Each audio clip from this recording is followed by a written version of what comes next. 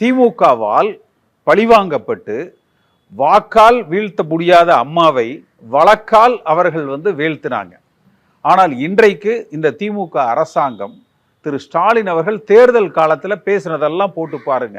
நான் கலைஞரின் மகன் சொன்னதை செய்வேன்னு ஏதாவது செஞ்சிருக்காரா என்ன? எடப்பாடி பழனிசாமி இவர்கள் பல ஊழல் குற்றச்சாட்டுகளை சொன்னார். ஆனால் எந்த நடவடிக்கையும் எடுக்கலை. இன்றைக்கும் இன்றைய தேதியில பாருங்க, நீங்க ஒன்றும் இல்லை, இந்த நுங்கம்பாக்கம் அந்த தாஜ் கோரமண்டல் அந்த ரோட்டில் போங்க, கேசிபி என்ஜினியரிங் அப்படின்னு போர்டு போட்டு வேலை நடந்துகிட்டு இருக்கும். ராமலிங்கம் அன்கோ தமிழ்நாடு முழுக்க வேலை நடந்துகிட்டு இருக்கும்.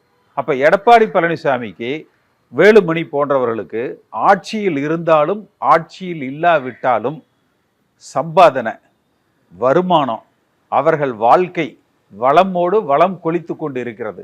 அதற்கு இந்த இயக்கம் அதிமுக திமுகவிடத்துல இவர்கள் சமரசம் செய்து கொள்கிறார்கள்.